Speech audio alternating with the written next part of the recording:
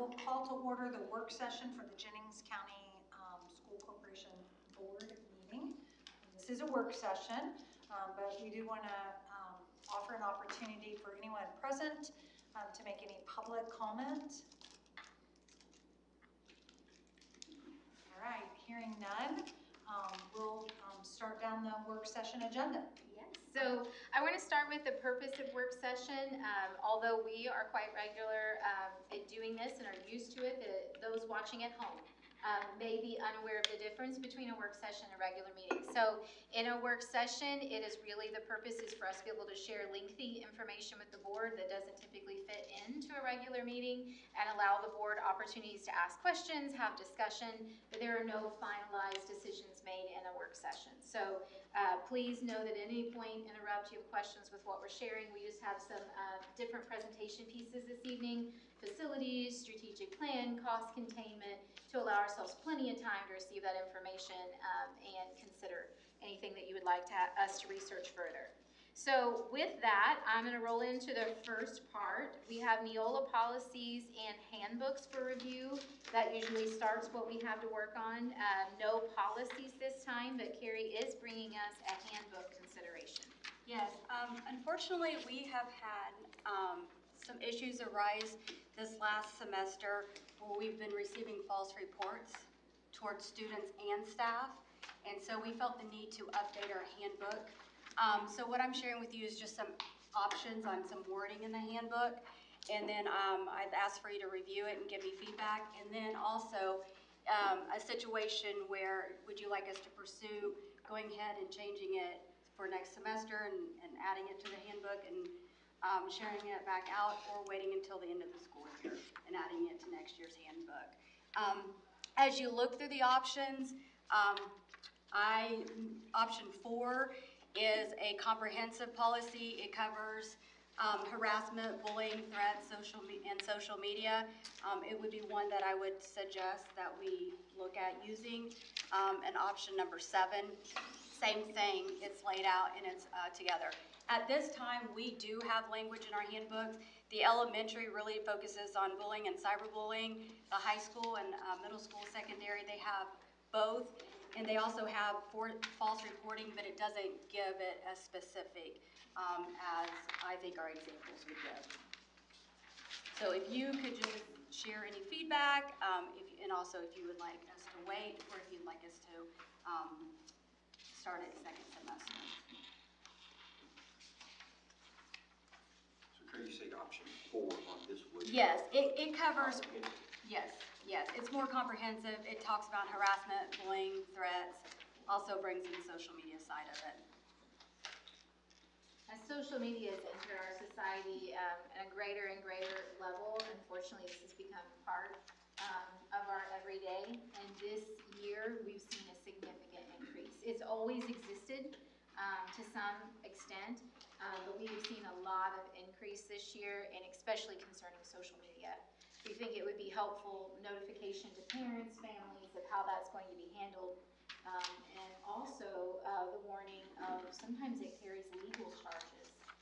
So that's why option 4 and 7 we really liked, because it spells that out based on what kind of accusations are made. And I think we definitely do agree with that. There's been some discussion at the judicial level about taking those things very seriously. So I think that we wouldn't be doing the students a service if we didn't warn them up front if that's possible.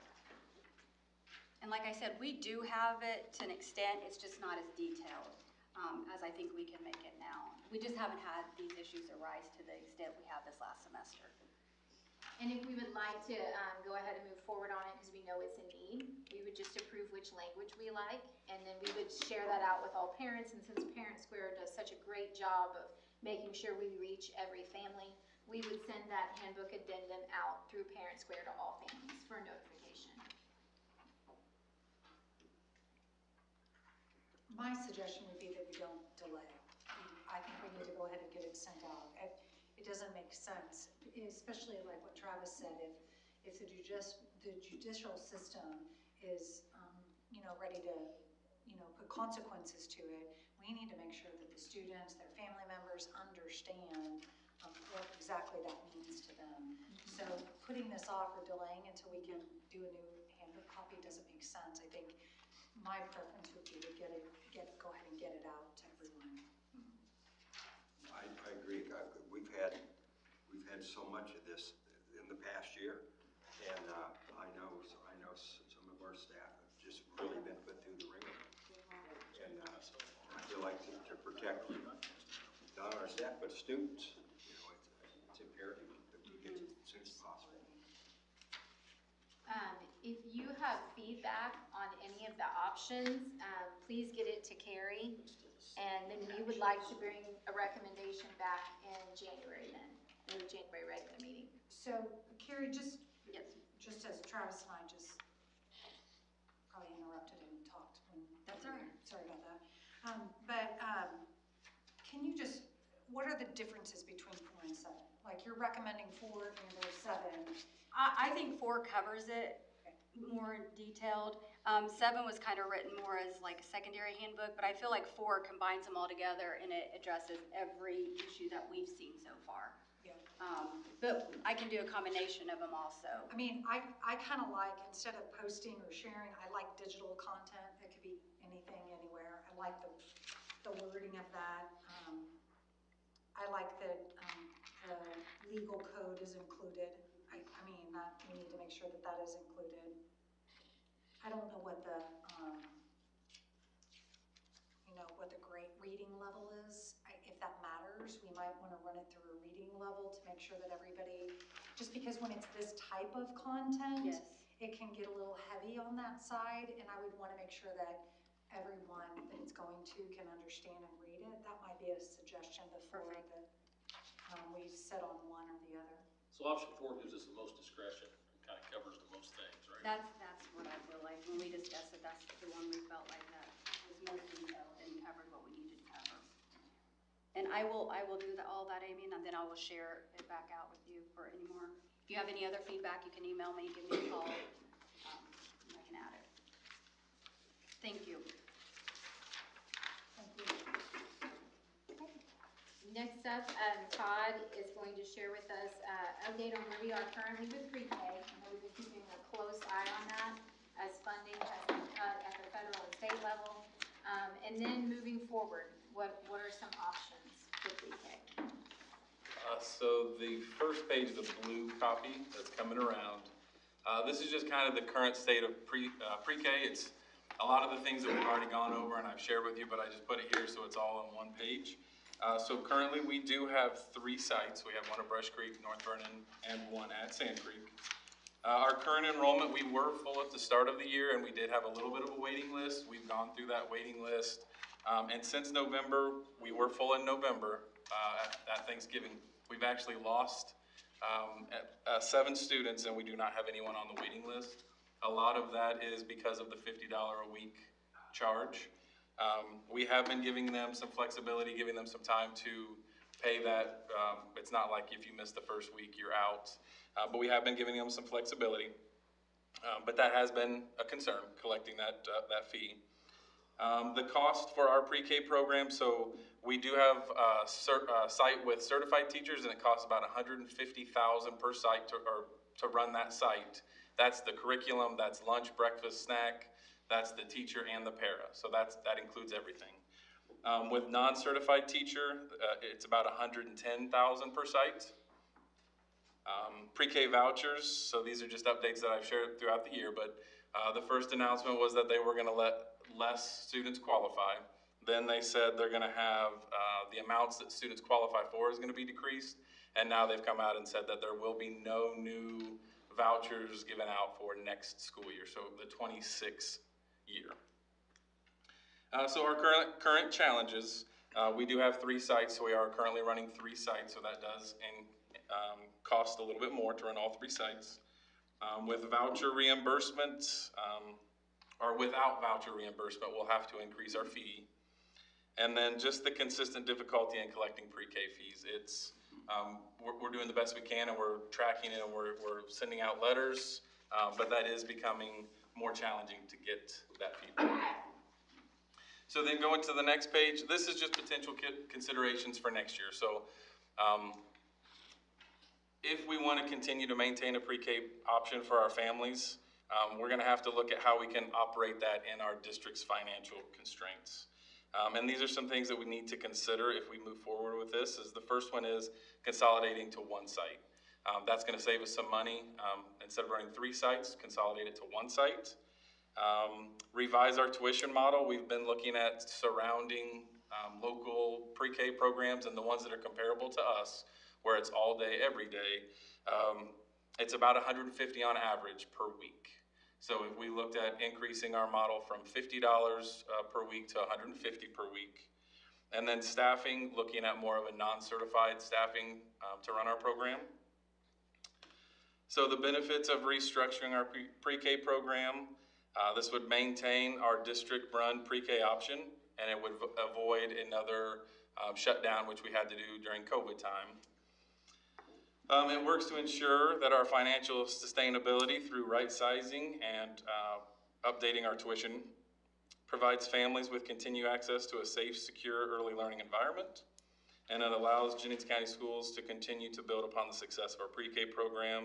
Our pre-K, our kindergarten readiness assessments, our students that were in our pre-K program scored above average on a lot of those pre-K readiness assessments. So, conclusion, just kind of summarizing all of that. With us losing voucher funding and ongoing tuition collection challenges, we're working through potential plans that offer the most stable and responsible path forward. Consolidating to 1 site with 20 students at a tuition rate of $150 per week would potentially allow our district to continue offering pre-K services without creating additional budget pressures. It would also allow us to pilot a new self-sustaining model within a new funding structure. We're going to continue to explore potential options that provide high quality instruction in a fiscally responsible model. And hopefully we'll have some options that we can bring back to you in January or February.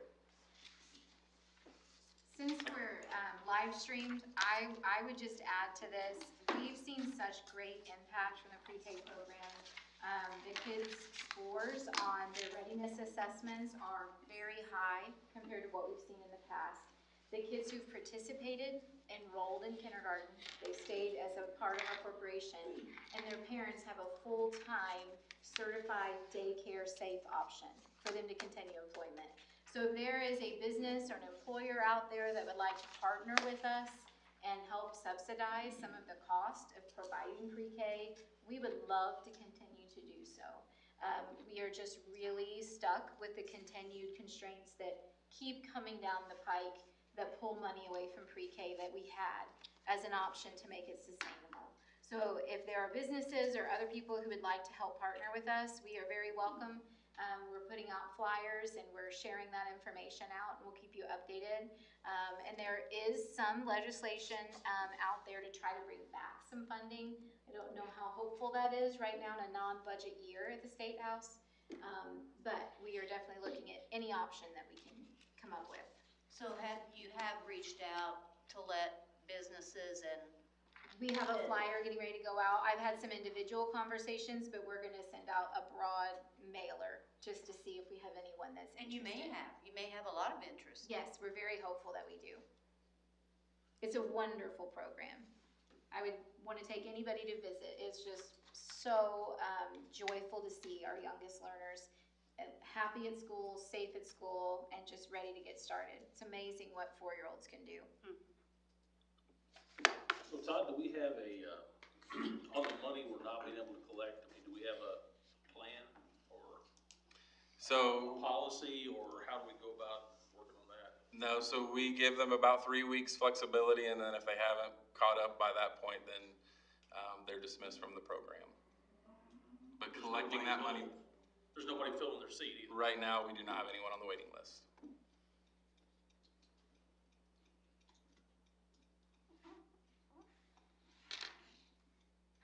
Any other questions for Todd? On those considerations for 2026, 2027, you've got the consolidation, the tuition model, and the staffing. Are you looking at doing like one of the, like if you did one of those, would that solve it? Or is it one where we're looking at maybe having to do? It's gonna have to probably do all of them. Okay. And probably some more. Okay. I was afraid that was the answer, but I had to ask for hope. All right. we ready to roll on to facilities? So Roy and Philip have an update. This is a comprehensive update on facilities. So this is gonna take us a little bit. Typically, work sessions is when we spend time talking about building needs, what we've done so far, what's on the horizon. We also have 3 open bonds. So they're gonna take us on a facility tour, if you will, and give us some updates, so. All right, yeah, and I'll probably do most of the talking. Roy's here to answer the questions I obviously don't know. So I had to bring a heavy in to be able to take care of stuff I don't understand. There's gonna be a little bit of redundancy in this because we're covering different aspects. The first 2 sheets, the first sheet you got in front of you says completed projects from the strategic plan presentation. The last time we had a strategic plan meeting, we gave you a list of items by building. These are the ones that are completed. The next sheet we'll go over is the ones that have been started. So just sort of an update on what we said we were gonna do a couple years ago to what we've got done. So at the high school, you can see we've got an outside freezer. We've updated the sound system in the auditorium. We've got the CT project with the 3 different areas. We'll talk more about that when we talk about the bond. Modernization of the cafeteria area and classroom renovations on the 2nd floor. Those are all things listed on the strategic plan. Middle school, paved the walking path from Long Street, Brush Creek, new flooring in the facility and the faculty bathroom. You have several areas of roof repairs and overhead projectors in the classrooms have been replaced. Graham Creek, you've got new roofing for the canopy and next to the gym, new fencing and gate around the playground area, and a freezer cooler equipment upgrade for the kitchen. Hayden, fence replacement around the playground, a freezer cooler equipment upgrade there, and restroom upgrades there. NVE, there was a flashing and brick issue for the exterior of the building in Building 2. That's been fixed. Replace inside walk-in freezer and cooler equipment. The new blinds in a few classrooms and installation of new whiteboards. Sand Creek, several roofing repairs. Remove the brush pile from the field out front, the new floor tile in the SPED classrooms, and playground equipment upgrade at Sand Creek. Scipio, adding a fence and gate around the back to make it more secure where the kitchen entrance is. JCEC, LED lighting upgrade and lighting upgrade in the tech building. Central office, new AI foam door release for the front door, camera system upgrade, and exterior improvements. So those are all things that were on that strategic plan. So 3 years ago, those were things that we prioritized on that list. Things that we've started but haven't completed is your next page. So there you've got, and I'm not gonna read all these individually because you've got the safety and secure entrance window film at all locations. And on top of that, the high school also had classroom renovations downstairs, which have started but not completed. Middle school, HVAC control upgrade, along with some pool equipment upgrade that's been started. Brush Creek, HVAC control upgrade. NVE, some bathroom upgrades. Sand Creek, continued roofing because that's where the cycle we're at. Scipio, HVAC and controls upgrade. JCEC, HVAC and control upgrade. So those are ones that I'm gonna repeat those coming up on a bond because some of these things are gonna be in the bond section of it. So those are items that we've not quite taken to completion on the strategic plan. On top of that, the third list you have is the major summer and fall projects. Now this is the ones where we're addressing from the 5-year plan that we put out every year in August. These are items that are somewhat more imminent, things that have happened, things that some predicted, some we haven't predicted. So at the high school, we've parking lot crack fill all the entire lot. Back parking lot, we also sealed and striped, and we resurfaced the track, pole vault, and long jump approaches, and we'll talk more about that in the next section. At the middle school, we've got the coil of the desert air unit. That's the HVAC for the pool area. Parking lot crack and fill there. Concrete pad and ramp, the concrete pads around back. There's a piece, what's sitting on that, Roy? It's a dust collector. Dust collector's on it. And then HVAC server upgrade for temperature controls at the middle school. Brush Creek, resurfaced the basketball court out there and flooring in a pre-K room.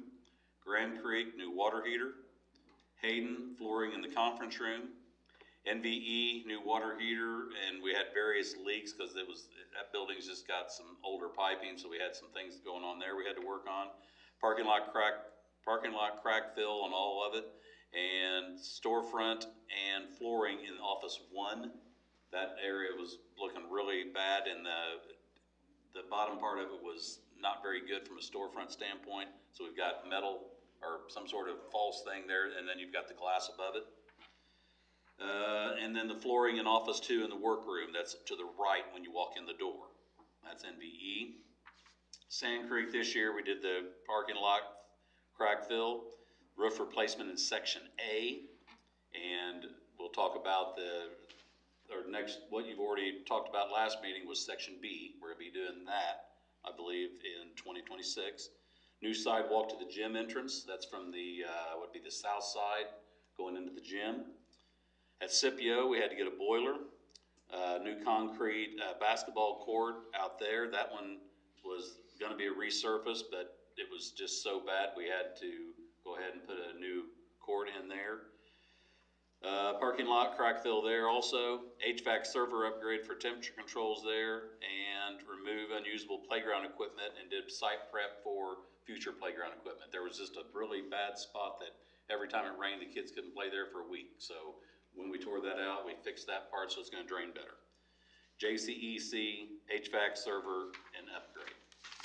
So we'll take a small break there. Of the first 3 sheets, any questions about how those transpired or any other thing before we go into the bond stuff? You mentioned something about Scipio having to have a new basketball court, but we thought it was gonna be resurfaced. Was there anything else in all those lists that just kind of went sideways, that we had to spend a lot more than we thought, or everything else was kind of what we expected?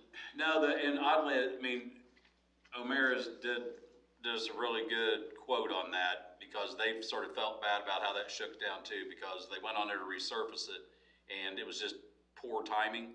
It happened to be pretty soft, so. Yeah, and it was also not as thick as what they anticipated, so we got a pretty good deal on the concrete, even though it wasn't really anticipated. Obviously, they didn't charge us anything for they worked on it for a day and a half, didn't charge us any of that, just trying to salvage something out of a mess, and then they just came back and said, how about we do this, and we'll cut you a really good deal, and they did, so. HV control updates has also been a little bit of a challenge, but they're very specific in an older system, so there's very few people who can work on them, and we're still in the process of working that out in a couple of the buildings, especially the middle school. To give us visibility, and that's all about, I mean, the system's good, it's just the visibility that's a problem. All right, any other questions on what we've done there? Okay, now we're gonna have a little bit of redundancy when we move into the bond. So we've done 3 bonds over the last 3 years, and we're gonna sort of get into the details of those with this presentation. So, 2023, we got a bond for $1.775, or $1,775,000, issued in the fall of 23. Purpose was to renovate the high school to enhance CTE programs in conjunction with the Indiana Ready 1 grant. You guys remember that, which is that matching grant. With that grant, they contributed $1,145,000.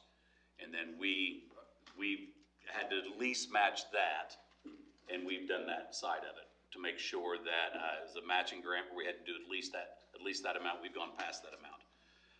Work started in May of 24 on that one, and the main part of it was completed by August 25. It took longer than we thought. There were still a few loose ends after 25, but the majority of that was done. We were able to run the programs. We were able to run the programs in the fall of 24, actually, but there was just some small little things we had to keep working through, and I wasn't sure if we was ever gonna get to the finish line, but we eventually got there. For this bond, all the proceeds have to be spent at the high school. That was part of the way the bond was written. Now, it didn't all have to be CTE, but that was the main focus. There's a list of the major things that happened for this program. We did the greenhouse at the high school, the culinary arts cafe area, health science CNA program, welding and advanced manufacturing, and then CDL certificate. So everything to do with those 4 programs, a variety of things. We got a semi-tractor and a trailer to be able to teach kids CDL, so when they graduate, they're certified the day after they graduate, they can get in a vehicle. They don't have to go through additional training. They can start making money immediately. So that's one of the more exciting ones there. We also did, so once we got the CTE stuff done, figured out what we had left, prioritizing what else could happen.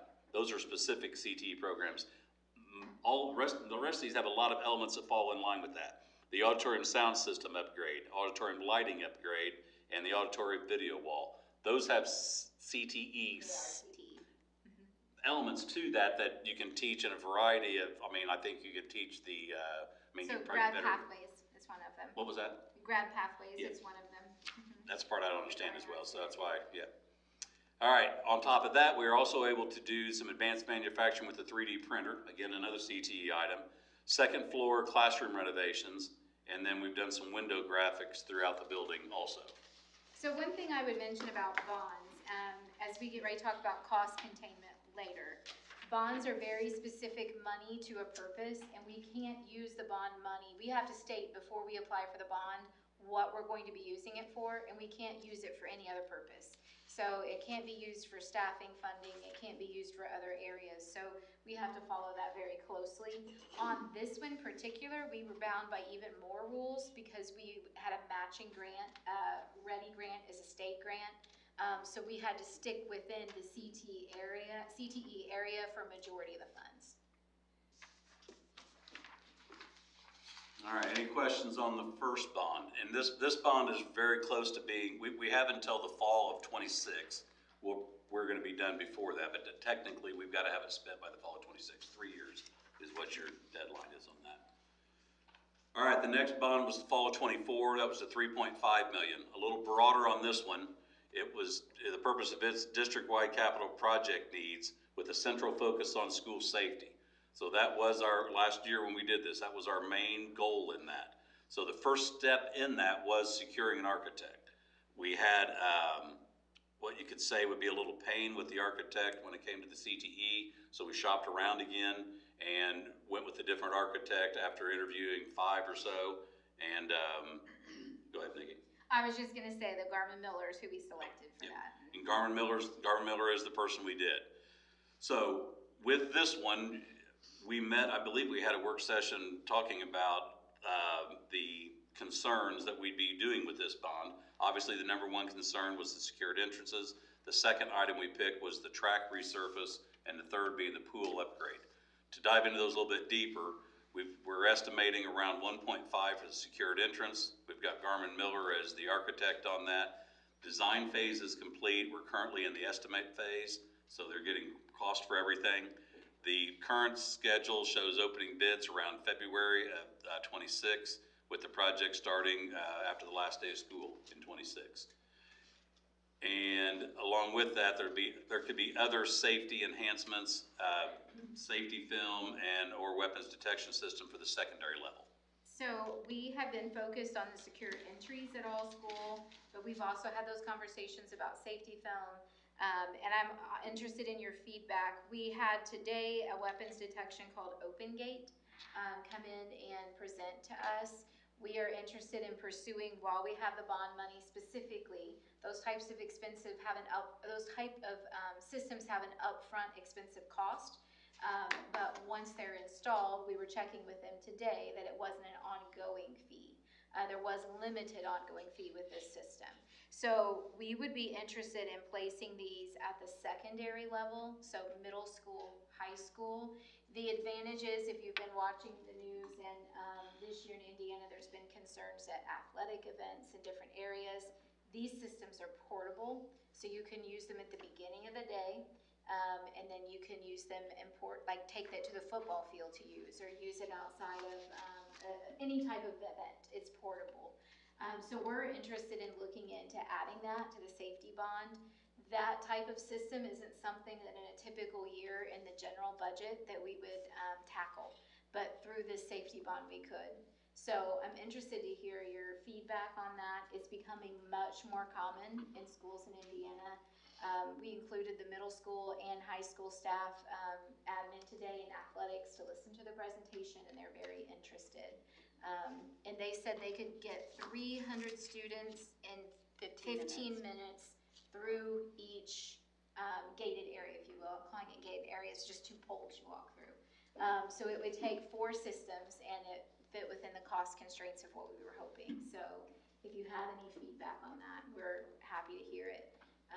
And it can be calibrated in a different way to detect different types of concerns and safety threats or weapons. Well, sadly, we don't have a choice, do we? The times that we're living in. It would be a definite enhancement, and for us, the piece of it is the upfront cost is significant, and I don't know it in another time, it would be easy for us to tackle. But with this specific bond and earmarking for safety, it just makes sense at the same time, was our thought on that. So if you have further thoughts on that, feedback, please reach out, let us know, send it to Philip, Roy, me, any of us, we'll collect those together. Okay, the second priority item on the list was the track resurface. It was about $330,000, and the purpose of it was to resurface was due to the deterioration of the track subgrade and surface. We didn't realize the subgrade was as bad as it was until we started peeling off the surface, and then that really answered the questions on why we were seeing the surface cracks so bad. There was just some, probably 20-year-old, wouldn't have been, Roy? Oh, yeah. At least that long. So Dave O'Mara was the contractor on that. It was started in May of 25, completed by October of 25, and we still need to complete the long jump pit boxes. We hadn't done that because we just ran out of time. Third item that's been identified was the pool upgrade. This is about $400,000, and this upgrade is due to the same type of deterioration, but this is the original pool equipment that was put in 1989. So you guys want to take a tour down there, I can show you, but basically once you head down to the basement, every single thing's rusted down there. The pipes holding the electric, just everything, pumps, controls, filters, the electrical stuff. So what this would be a complete overhaul of that scenario. And the contractor for this is Performance Services. This could start as early as May 14th of this year if we get approval. March of 14 of this year. And the reason I say get approval, we're currently, this is the $3.5 million bond. And you can see I've only listed about right at 2.3, let's say. There's a big unknown on the safety side.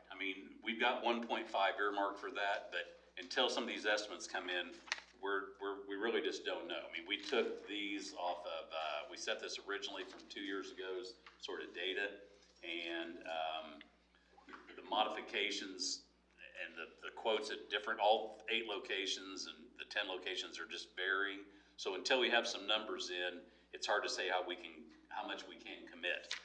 Once we know that we're going to be in good shape, we could pull the trigger on the pool upgrade, but that leaves future considerations for the remaining would be a combination of the original bond list that we worked on to come up with the amount and current eminent needs, because eminent needs could trump something on the list.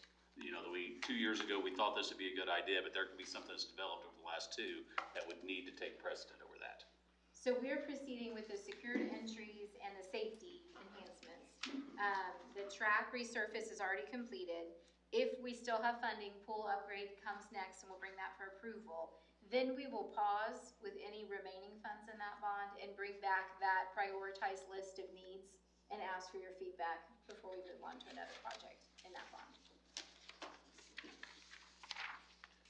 And then the last bond was the one that got issued this fall. It was for $2.9 million. The purpose of it was district-wide capital project needs again, but with the central focus on HVAC upgrade at Brush Creek and Scipio. So you put the wider range on there in case something really bad happens between now and needing to spend it, but this was the main focus on this, like we talked about when we had the hearing, was it's Brush Creek and Scipio's office. Now, the Brush Creek HVAC upgrade's about $2.5 million. Contractor for its Performance Services. We opened the bids on December 1st, and we've reviewed the open book pricing on December 3rd. Bids came in favorable at 2.59.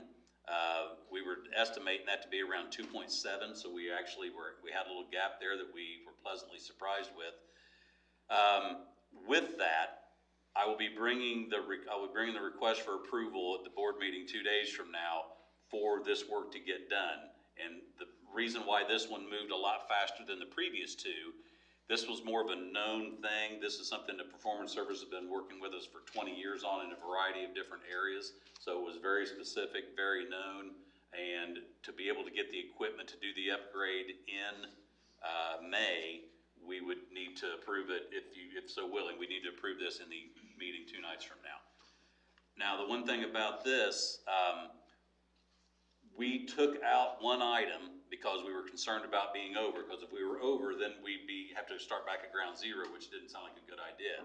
So the pickup exhaust fan and makeup air for the kitchen was pulled out. It was on the master list when we talked about it, but we pulled it out for fear that with the way the inflation's been, we may be over and then we'd be stuck not being able to accept anything.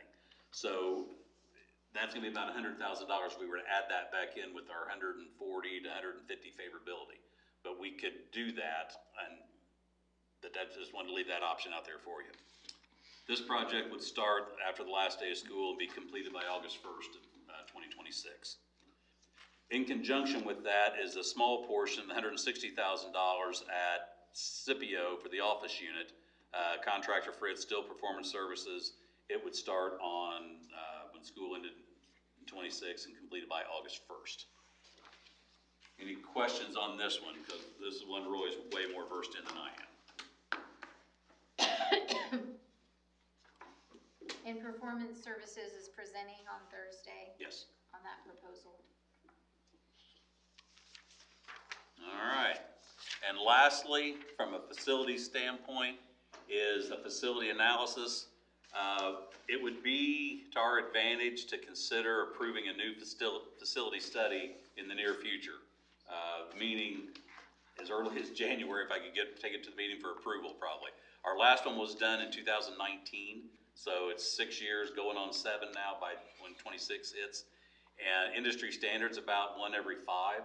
And if you think about what the purpose of this is, we've done 6 years worth of projects, meaning everything from the turf football field to the entryway there at going into the baseball and football, and all the stuff we just talked on the list, and then some, multiple roof projects. And it would really help us support the strategic plan, because the strategic plan is trying to figure out, how do we match the facility study to where we're wanting to go with the strategic plan.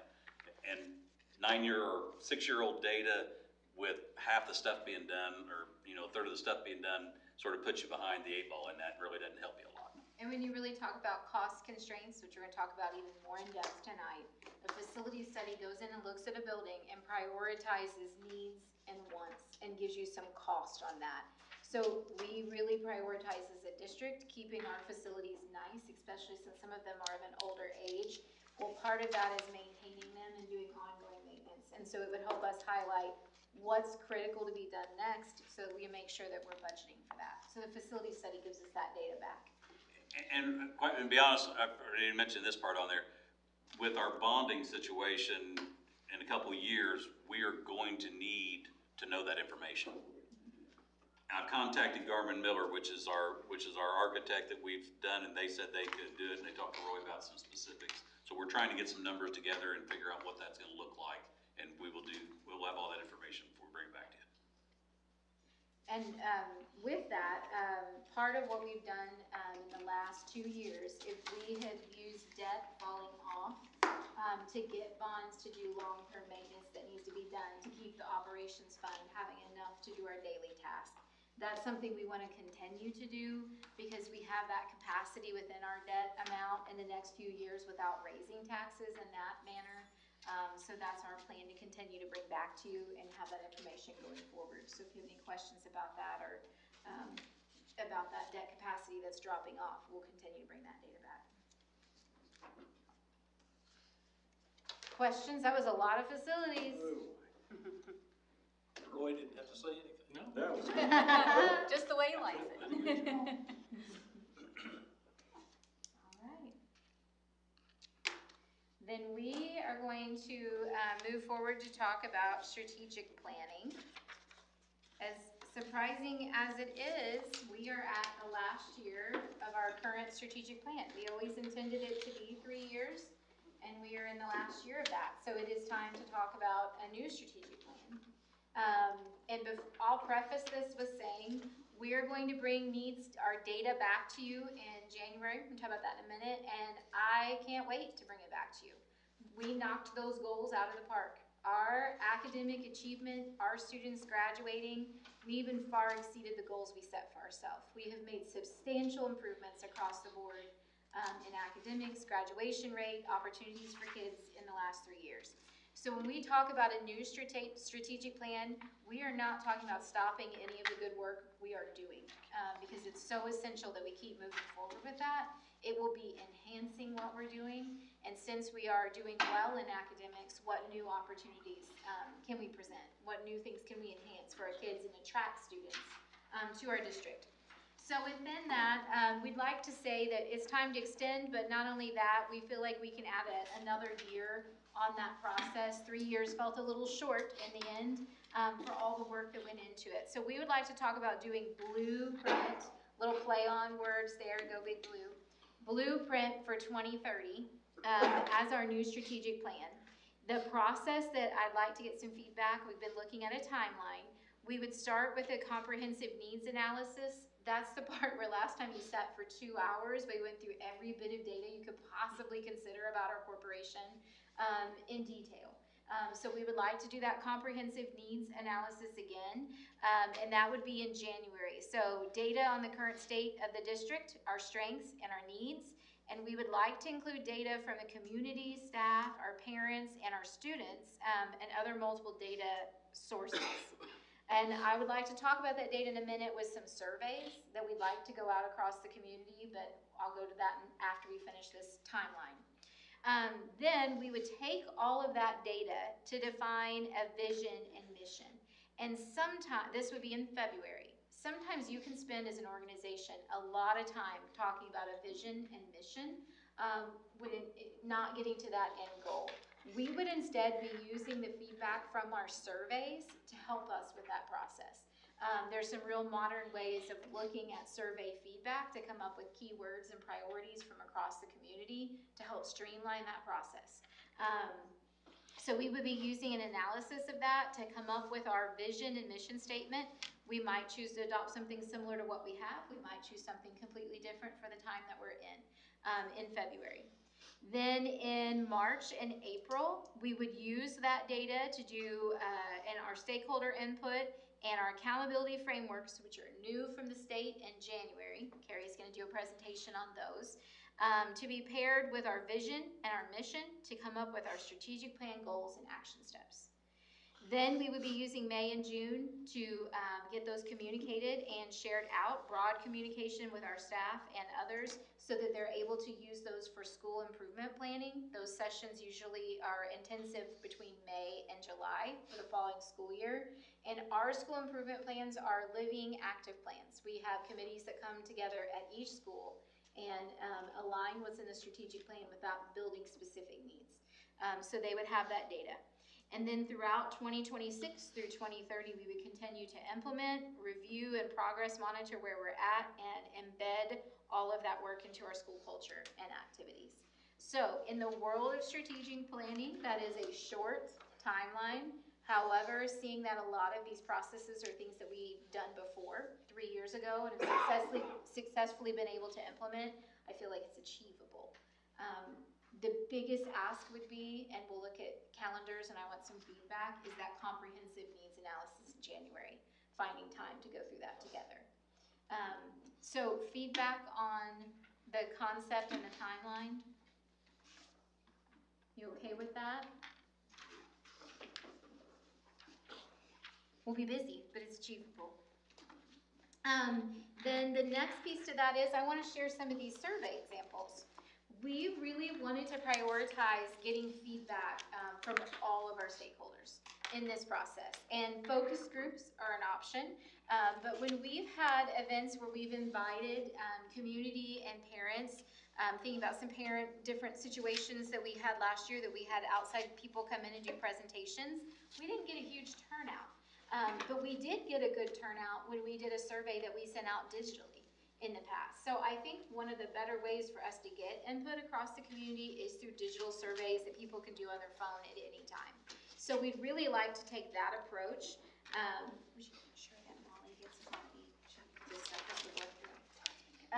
We'd like to take that approach. So the first one I'm sending around to you is a sample of a parent or guardian survey. And you're gonna see themes through these 4 surveys that align, so that when we look to get the results, we can pull together the different viewpoints in a clear manner. And I'm just going to do some overall stepping through it. I'm not gonna read it word for word by any means. But on the parent and guardian side, it has an optional section to identify who they are, and then ask some questions about their academics, and their feedback on our academics. I'll give an example. What academic area should be a top priority for the district? Select up to 3. Reading and literacy, math, science, CTE, college readiness, special education services, honors programs, support for struggling learners. Then the next section goes into student well-being and the school climate. So my child feels safe at school. My child feels cared for and respected at school. What should the district prioritize related to student well-being? The 4th section is on communication and family engagement. So it asks questions about how we communicate, what's the parent's preferred way for us to communicate, what would make them feel more engaged. The 5th section is about staffing, so everything from what is their feedback on if our facilities are safe, clean, and well maintained, to what we should prioritize. And then the 6th section has the open comment, and none of the surveys have more than 20 questions. But in the next 3 to 5 years, what is the most important outcome the district should strive for? And there's a list for them to choose from. What do you believe are Jennings County's greatest strengths? What are the greatest needs for improvement? And then finally, describe an ideal school in 20 words or less. And there's some really cool things we can do for mission statement development from the feedback on these open response. So that would be a sample of the parent survey. Next coming around to you is the sample of the staff survey. I'm not going to read it as in detail because you're going to see it's very similar, different wordings in most of these sections. So for staff, first trying to get the role so that we see if the viewpoint varies by roles or buildings that people serve in. How long have they been an employee? Then there's those questions about academics in section 2. Questions about school climate and the student experience in section 3 again. Section 4 is also about communication and engagement, but more oriented to staff. Staffing, facilities, and operations is section 5 again.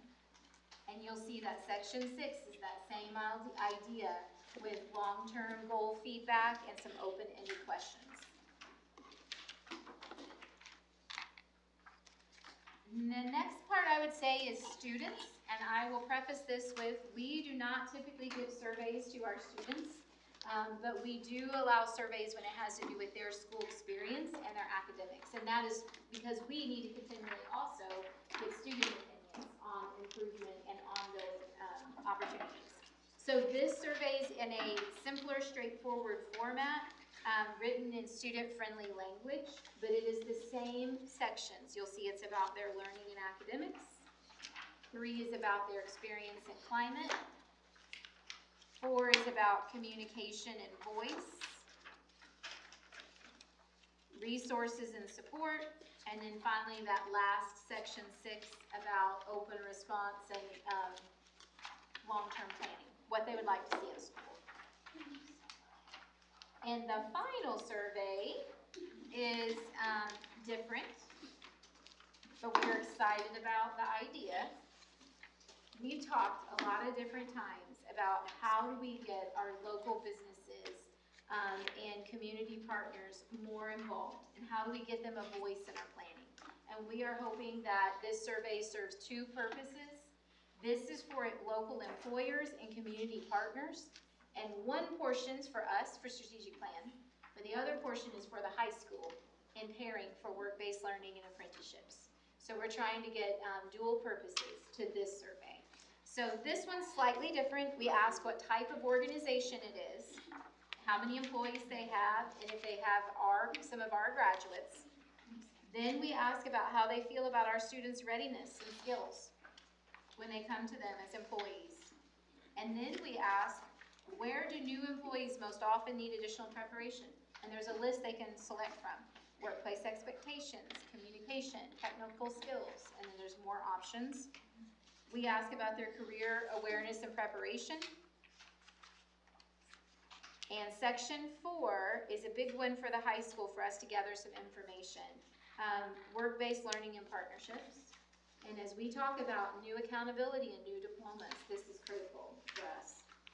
And then you will see communication. How do they prefer to be communicated with, and how would they like to collaborate? We still have that important section 6 that asks about district goals looking ahead and their open-ended responses. And then you see on the last bit, we ask, would you like to be contacted about partnership opportunities? And can you provide a name? So at that point, they can decide if they'd rather not be anonymous because they want to do some partnership work. So what I'm asking is, I would love to get these finalized of the format that we like by the end of this month, so that in January, we can send out all of these surveys, so that when we meet to look over our comprehensive needs analysis, I'll have some of that data back for you. So if you would look over, if you have feedback now, I'm happy to take it and make my notes, but I just threw a whole bunch of information at you very quickly. So if you have edits, if you have suggestions, if you have something you'd like to see added, we can definitely do so in these surveys. I did try to keep it under 20 questions, just so people don't get fatigued. And I did try to keep some common sections so that we can compare the student versus the parent versus the employer versus the staff experience. Feedback on using surveys in general, in support of that, give it a try. And the fact that every base, I think, is good. It may be very interesting to see how they all come back. We're excited to Especially the see. last. Yeah. We think so too. We're excited to see what we get.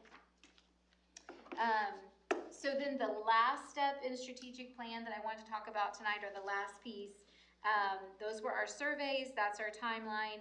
I want some, what is your preference on how we do that comprehensive needs analysis work? So I'm gonna guess an hour and a half of time, because we're talking about data of every aspect of a corporation, right? So our choices could be, we could do a work session similar to this. We could split it into work sessions before 2 regular meetings. It's a lot to take in all at once if you want to do a 45 before one and a 45-minute before another. Or we can put it in sections in regular meetings. Just feedback on how you prefer to get a whole bunch of data. Work session. Work session. Work Yeah, session? it's more comfortable to. Okay. I'll coordinate with you on that for that. I do have a question about just the surveys. It's a lot. I'll need to look at, I personally will need to just look at it to thoughtfully consider. But I think it's a little bit interesting, and I'm just wondering if you have feedback on the staff survey. I think what piqued my interest, or not sure why, within the survey itself, in section 3, when it talks about school climate, it does say school climate and student experience, but it's very focused on the student, and this is a staff survey. So I'm curious as to why you're surveying on student experience instead of asking the staff about their experience. Like, do the staff feel safe at school? Do the staff feel cared for and respected? So I'm just curious as to if this is just maybe a standard survey that lots of places use, but I was just curious that it actually asked how it asks for the staff to state how the students feel instead of themselves. So the reasoning behind it, although I like the addition of including some extra questions in there, the same question from a staff perspective, it's coming from the piece of gathering info for a strategic plan on school safety. And so the plan of a school safety is student safety. Staff are encompassed in that, but most of it you're talking about, when you're talking about metal detectors or weapons detection, that's students walking through. When you're talking about that lived safe experience, it's students walking through. So that's where the intent is from, but I love adding the staff portion too, because it would be interested to see if those line up, how they feel like the students feel, and then how they feel themselves. Well, and, I mean, maybe you don't plan on having the staff walk through metal detectors, but in a lot of healthcare organizations, the team members also walk through them, right? You could have a disgruntled team member, or, so, I mean, I wouldn't say that that type of equipment, if we're gonna invest in that for safety, would be only used for students. I think you have to really think broad when it goes to that. Again, I'm speaking about healthcare because it's probably what I know best, but I just would, yeah, just maybe think about just this, because again, I think staff are gonna have their own idea about how they feel safe, about how they feel cared for and respected at school, and yeah. And I think we could pretty safely, like, add on to the staff survey and not worry about them getting fatigued and not filling it out, because. That's a really good point. Because most of the staff members I know usually have quite a bit to say. That's a really good point. These going over 20 questions in that section could even be done in different pieces. So we'll look on some questions on that, and we'll send something back out with some revisions. But if you have a particular question you're interested in, send it my way so we can get it on there and included. And I'll also be asking for feedback. It's on our teacher discussions agenda this week, talking about strategic plan. So we're going to have the same conversation. So I think I'll be able to glean some additional questions and insights there of things they might like to be included. Yeah, and what I might suggest, just as you're thinking through questions, I might suggest think back surveys that you've done in the past, that you have that data that you can do a comparison, right, a benchmark. Here's the first That survey. is some of these questions based on ICTQ and some questions that we've surveyed in the last few years. Not all aligned, because there's some new info that we want, but some of them are comparative. So these will be sent, everything will be sent out electronically, I assume? Yes. Once we've determined the questions, Carrie and I will convert that over into a Google form, and then it's something that will just be sent out. We'll send it out multiple times through Parent Square, and then we had a lot of success with the last survey we did, announcing it at like basketball games. While you're waiting at halftime, take a moment and fill out. We did get more responses. You could do a QR code on the big board, have them scan it while they're there. So those will be, the responses from the staff will be anonymous though? Yes. Okay. All of the responses are anonymous, except the employer if they want to put their name at the end to be contacted.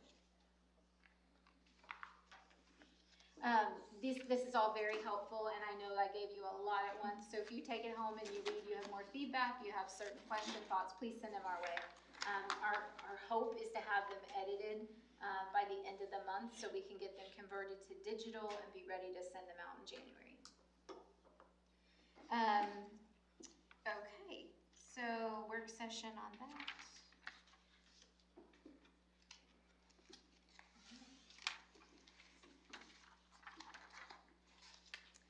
This next section is on cost containment, and I have kind of, well, tonight, we've strategically kept documents and passed them as we've gotten to them, because otherwise it's really easy to be overwhelmed by the information.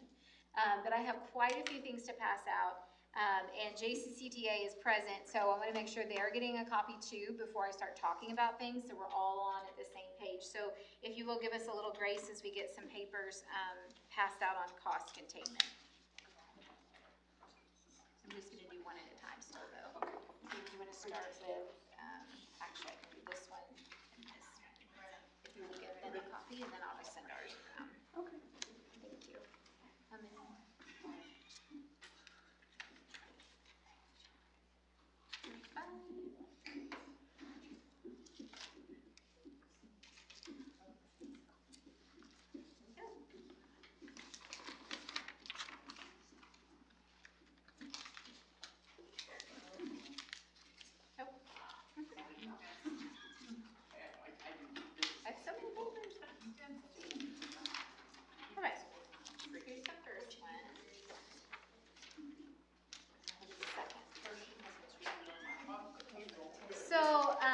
we're getting our papers going around, I'm gonna kind of give some background information. So this has been an ongoing conversation for us for 3 years. Cost containment is not a new conversation.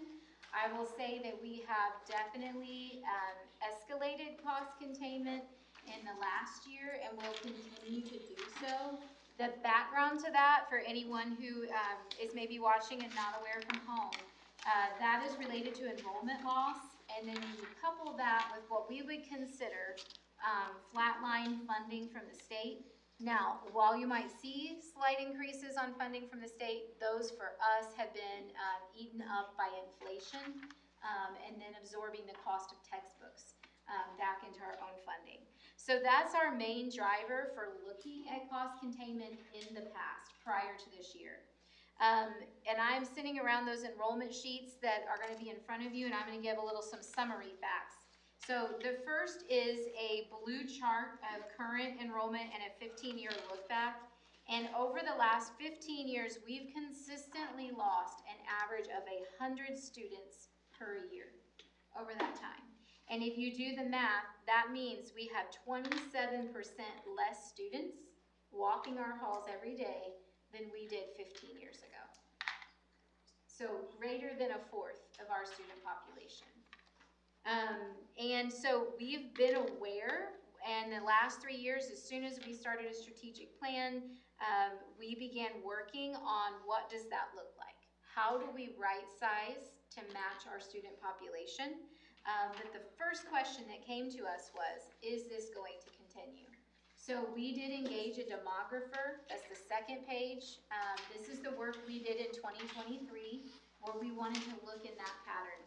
And if you look at the pink box, that is where the demographer predicted we would be this year, as opposed to the 3,610 students that we currently have.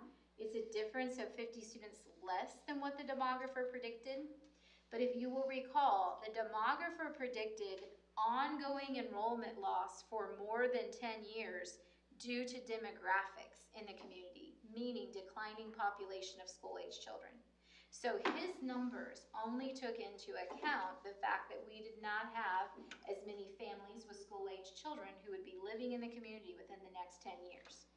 It did not take into account the inclusion of universal vouchers that came to the state, which meant more students having the option to enroll in private school at a cost-free option. It also did not take into account the rise of online schooling in Indiana, which is very significant to us as a corporation. It was one of our greatest losses of enrollment in the last few years. So that does account for some difference in what the demographer predicted and where we are currently.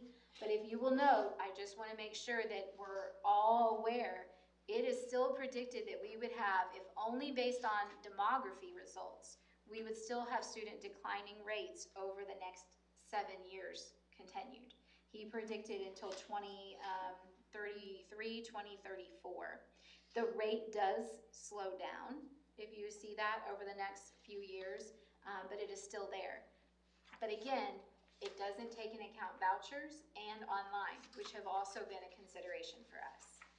That said, nationwide, there was an article today that talked about all public schools across the nation seeing accelerated enrollment loss. And specifically, that's very true in Indiana. We are not alone in this. Now, the demography portion is very specific to our community and is driven by employment, it's driven by birth and death rate, it's driven by the housing market. There's multiple things in the demographer part that apply to just Jennings County, but the loss of enrollment for public school students is an ongoing issue being faced by public schools in the nation and in Indiana. So we are not alone in that portion. That is the history of why we started working with cost containment. And we've made some significant steps in the last 3 years, and I'm going to review those in a moment. But then in addition to the work we've done and these factors, Senate Enrolled Act 1 came out last year. And we had Barry Gardner come in and do a great presentation for us on how significant The impact of that will be specifically to our operations fund. And then we will also lose our option into local income tax funding, which is equivalent to about $600,000 for us as a corporation annually. So you're seeing well over an impact of $1 million in the operations side now, in addition to these constraints that we were already facing from the enrollment side.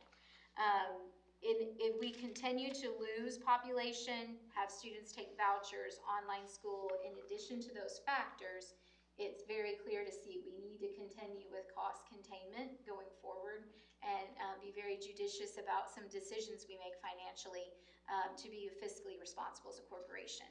We are not alone, and I'm going to share what is being said in other corporations around the state, given Senate Enrolled Act 1 and the impact of that in Indiana. But I'm gonna say this twice because I sure don't want someone to listen at home and think this is what Jennings County is doing. What I'm about to share with you are things that other corporations are doing to account for Senate Enrolled Act 1. So this is an article that was on December 4th in the Indiana Capital Chronicle, and they surveyed superintendents across the state. And they said, you've had a chance to look at your numbers of the impact of Senate Enrolled Act 1. What does this look like for your school? And these were some of their responses and what action steps they are going to have to take as corporations. I am sharing these just so that you see that we are not going to be alone in these budgetary constraints. And there's some really significant things that are going to happen in public education in the state.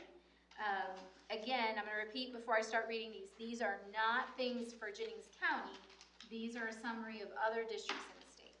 So the Hoosier superintendents who were surveyed said they would be forced for staff cuts, delaying maintenance, and increasing the likelihood of other reductions. They all said they would have a negative impact to their funding and expect funding, 95% said they would have a negative impact this year, 99% said they would within the 3 years. So this isn't us, and we're not alone. Doesn't make it any easier, but just sharing that data. So what are they going to do to take care of those cuts and to account for that? While our operations funds are shrinking and inflation makes costs continue to climb, and for those of you who have a highlighted copy, I'm just hitting the highlights as I go through. I'm on the 3rd page now. Of the survey done of superintendents, 65% said they have already reduced or will reduce support staff. 55% have already reduced or will reduce teaching staff. Combined with that, 90% reported that they would have cuts to staffing or facilities on the table going forward. So almost all school districts. Things that they mentioned doing would be canceling future bus purchases, scaling back on planned technology upgrades, holding off on building repairs, and preparing for building closures. That is even within corporations within our local area. I'm sure you've heard of some of those in the news recently. Other considerations districts in the state of looking at are a 4-day week, scaling back on their HVAC use to minimum tolerable levels. And here is one that's going to be significant in the state. I'm hearing that a lot of districts are considering running a referendum to raise money separately in 2026. There's one district in the state up north that says if their referendum doesn't pass, they're going to have to eliminate their transportation. If you turn the page, it says the percentage of people considering referendums. It's 90% of leaders surveyed in urban districts were considering it, and 84% in suburban districts. And I was on a call with Barry Gardner, this is some of the work he does, not for us, but in other corporations. And in comparison, in the last election that we just had referendums, there were 6, is that not correct? 6. And if you're talking about half the corporations in the state, you're talking of upwards of 150. That was the kind of difference that you could potentially see with referendums. That does put the decision directly in local taxpayers' hands for corporations who choose to do that. I'm going to repeat one more time, none of those are things specific to Jennings County. But I think it helps give you a perspective as board members of some of the things other corporations are doing in hard financial times. Nikki, really quick. Yes. Because this work session is being live streamed and this article, is there a way for us to link the article from our website, or so that if someone were to be listening and want to read what is being said in this article specifically, could we do that? That is a great idea, and Deb, could we maybe put it in the news update section on the website? Yes. So it'll say like new information, and it'll pop up with a link. It just, if people are gonna listen to this recording, because again, the work session is being recorded, they may be interested, and they may be able to get it from the Indiana Capital Chronicle, but still, to have it linked might make it easier for individuals. We will take care of that. So that said, I want to share what steps we've already taken and then talk about what next steps look like for us as a corporation. Steps that we've already taken in the last 3 years. We hired the demographer so that we would know what was expected of our population going forward so we could make wise decisions. We've been working with municipal finance advisors, Baker Tilly. We've partnered with them a long time. They're very good at helping us project forward. And we've worked with Policy Analytics and Barry Gardner. We get a monthly report from Barry Gardner on cash balance, on cash flow, things of that nature to help us make wise decisions. Most significantly, our staff are the greatest majority of our budget. And so we have worked on right-sizing staffing to match what our new enrollment reality is, as opposed to what it was 10, 5, or even 15 years ago. So I want to speak to that, and what is coming to you will look pretty familiar because you saw it 3 years ago. I feel like that's going to look familiar. It's been a while. This is the exact chart we had in our strategic plan data analysis 3 years ago, the CNA. Pretty close to 4 years ago at this point. And this is our number of staff in categories. So you're going to see the certified category, then you're going to see classified, and total staff. And within these numbers, I want to point out certified would have teachers and administrators who are certified in that category. It's just important to note. So you'll see that our certified staff, all the way from 2013-14 numbers down to the 22-23, that right above the yellow line is when we presented a strategic plan. The yellow line is where we currently are with staff today. And so that's each category. So I'm just going to kind of share those numbers. We our highest number of certified staff on this chart was 341 in 2013-14. When we started our strategic plan, this plan we've been working on for 3 years, we were at 304. So there was some accounting for the change in student enrollment in the certified staff portion over time. However, we've addressed that even further, and our certified staff is now at 287, and that is 17 positions less than where it was 3 years ago. Our classified employees, at its highest point during the COVID years with ESSER funding, was at 359. In 22-23, when we started the strategic plan, it was at 359. We are today at 307. That is 52 staff members less in classified than where we were 3 years ago when we started the strategic plan, and recognize the need for cost containment. So our total staff at the highest on this chart, you'll see, is at 667 in 21-22. Again, there was additional ESSER funding at that time. When we started this strategic plan, we were at 663. Today, we are at 594 for a total of 69 less staff members, all told combined, in the 3 years that we've been working on cost containment through the strategic plan. So I say that to share, we have been already doing cost containment work. We will need to continue to do so, and we will have to account for the continued loss of enrollment that's anticipated, as well as the Senate Enrolled Act. At the same time, we have to account for not planning on increased funding from the state. So there's a lot of factors to combine and when you look at cost containment. And I will mention, on that chart, I think I can actually put it in this folder. You can do the math on those percentage categories and quickly see that the majority of staff is in the classified category. Thank you.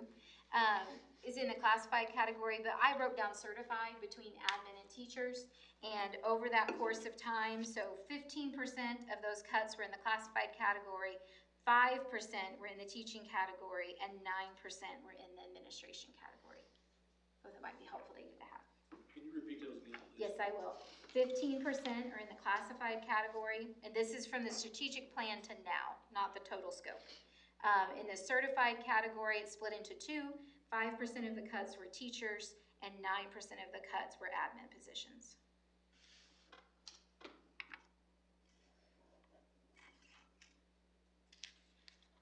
Before I move on to next steps, questions about where we've been, the why, and the steps that we've taken?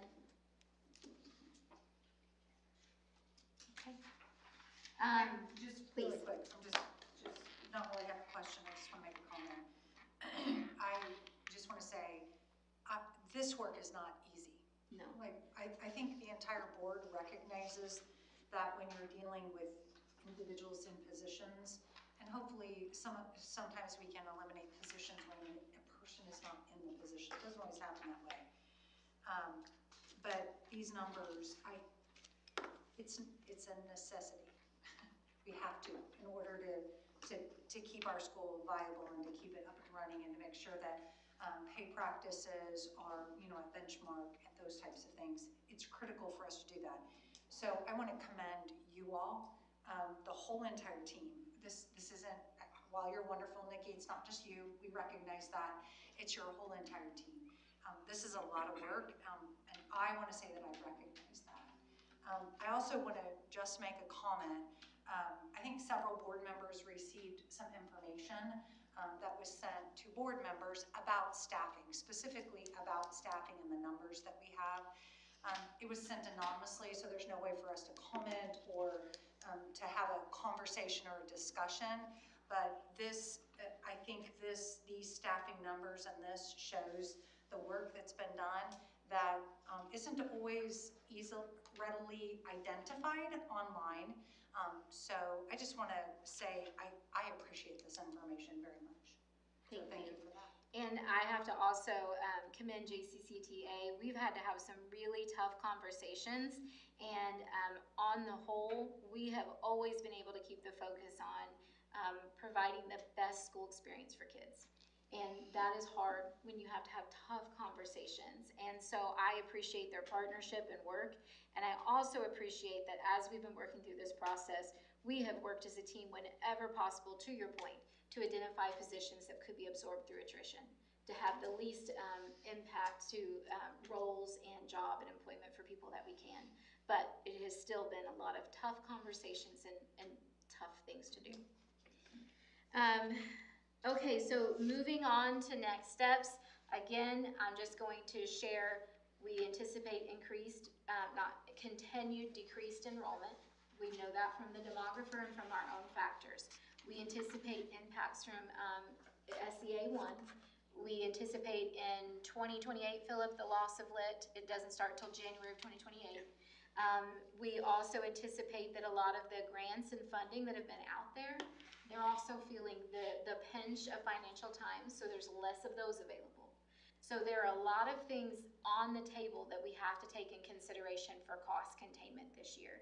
And I believe strongly that we are going to have to consider an aggressive strategy of cost containment to be fiscally wise and responsible and to continue operations in the manner that we're used to. So this is a list of things that are being considered. I am not tonight, we are not asking for any decisions, of course. We are not saying that these are all things that need or must be done, but they are areas that we can review, and I wanted to bring them up for them to just be something for you to be considering and thinking through. So we need to continue to right-size staffing to match our enrollment and our funding that we're receiving from the state. So that would be the biggest piece. When you talk about staffing being 86% of what we have allocated in funding in general, it has to be a portion we continue to look at. Other considerations, we have prepared a 5-year financial forecast data. And we will share that starting in January, February. We need 2025 to close out so that we have that 5th year on the chart. But it allows us to see by sections of the budget where we are trending, if we're trending up or down. So we feel like that will be a really helpful analysis tool. I would like to have a discussion about engaging someone to do a study of our facility use and our district boundaries. Over time, the number of students in classrooms at outlying elementaries versus town elementaries has shifted, and there's some inequities that are there. So I think it's worth a discussion and looking at. I think we also have to be wise to the use of our facilities. We are a county-wide school corporation, which is unique in Indiana. There are not a lot of us, but that means we have a very large physical footprint. And that creates some unique situations for the number of facilities that we have, for the size of our transportation. There's just a lot of significant considerations with the square footage of our county. We are currently, I believe, the 2nd largest transportation system of a public school in Indiana, square miles. So I would like to have some conversation of having someone who is an expert in those areas, doing some studies for us in facility use and district boundaries and those types of areas. Aligning our resources to our strategic plan priorities. I think that although it is difficult to have conversations at the same time you're doing a strategic plan, for us it's also very nice that it gives us the opportunity to talk about what are our priorities? What do we believe is essential for public education for Jennings County Schools? And make sure that the resources we do have, that we're aligning to those agreed priorities. Competitive salaries and benefits. In order to attract and retain high quality staff, we have to put ourselves in a position fiscally to be able to be competitive with salaries and benefits. And so sometimes that might mean that we need to right-size staffing to the level that we're able to do that annually. It's a consideration and it's important to us all, I know. There is a consideration for certified staff retirement incentive. Some corporations have had a lot of success with looking at that and allowing some shifting of staffing cost. The big piece is it must be included in your teacher's contract that year before it can even be discussed. So prior to this year, it was not in our contract recently, so it couldn't be discussed. We did agree to add it in this year, some open language that if the board would like to do so and discuss a retirement incentive, that we can have those open discussions. Facility upkeep. With the age of our buildings, they are in wonderful condition, but it's one of those rolling balls that you have to stay ahead of it. If we do not continue to upkeep our buildings that we have, then we might get in a situation where it's a sizable amount to get something back to where it needs to be. So we need to keep that, even though we're talking about cost containment, we need to keep that as part of the conversation, which earlier, that's what we referenced, we talked about as debt's falling off, getting bonds for long-term maintenance needs rather than projects and new things, trying to see how we can prioritize that. As part of strategic plan, having conversations about what are essential elements to student success. Sometimes in schools, there are things that are wonderful to have, and they can be an attendance incentive for people to come to our corporation. But when you're making a decision between programming, that's where we have to have those tough conversations of what is essential for student outcomes and success and what is perhaps discretionary. And those are some hard programming conversations to have, but those are pieces that we need to consider. Philip and I would like to see us talk about an operations and education budget cash balance policy. So in our Neola policy, we do not have identified a specific cash balance percentage that we would like to target. A lot of times when we have gone through bonding interviews, that's a question that they ask frequently and say, have you considered setting a target to make sure everyone's on the same page of what a cash balance should be? You'll often hear in schools 15% mentioned. That allows you to make 2 payrolls typically in an emergency time. And so I would like to see us have a conversation about what number are we comfortable with and memorializing that in some policy so that we're all on the same page of what our goals are. When would we reach the finish line? What cash balance do we feel is sufficient? And to touch on that also, since I got here in 2020, we've had somewhat of a luxury between the combination of the three ESSERs and three bonds now. Those things, until you spend it, it helps you with your cash look from a standpoint of paying bills. It's signified for one thing, but if you look at your just total cash portfolio, those elements have kept us in a what you would consider a higher cash balance in the short run. This would help us in the long run, because if all those went away, we would need to have that reserve to be able to get the timing of the state paying us on the 12th of the month and us making sure our payrolls and taxes and all that stuff would happen. So, and because on top of that, we only get the operations money twice a year. So we've got to float a fair amount of ops cash until the taxpayers pay in May, we get the check in June. Taxpayers pay in November, we just got the amount for that yesterday. We got our December check for yesterday. But those things have all had the luxury of floating with ESSER money and things like that as it was slowly spent. But the volume of it was there to help us create that float. So this is gonna be more critical as those things drain down, for sure. And then to that point, what we would like to do is have a monthly finance report on regular board meetings where we talk about where we're sitting at on those numbers and give that information. We really want to be as transparent as possible. This is a joint effort. And so to be able to have that report go out and be able to share where we are at in our process.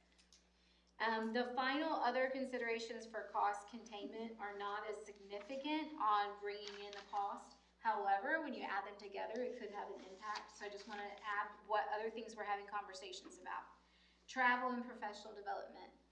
The cost of subs for professional development is actually more substantial than one would consider. So having that conversation of what's essential, what's not, are there other ways of getting things done, and what travel should be earmarked as necessary and essential, and what's discretionary. Same thing goes with software purchases. Carrie's already made significant cuts in the software area, but continuing to review those processes.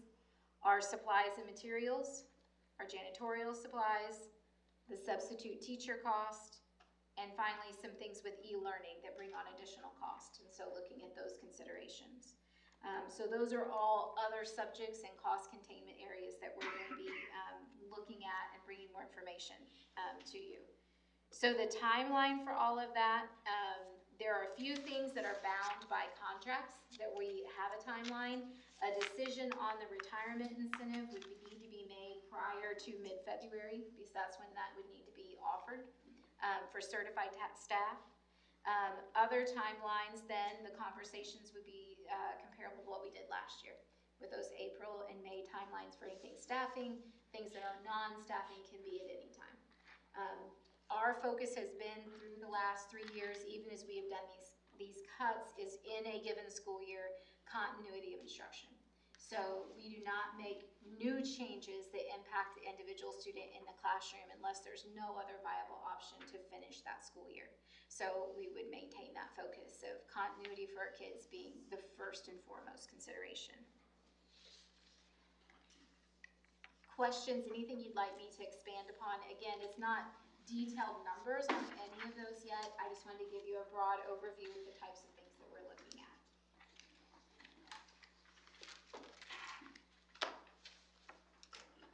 What's the good news? The good news is we're doing it now.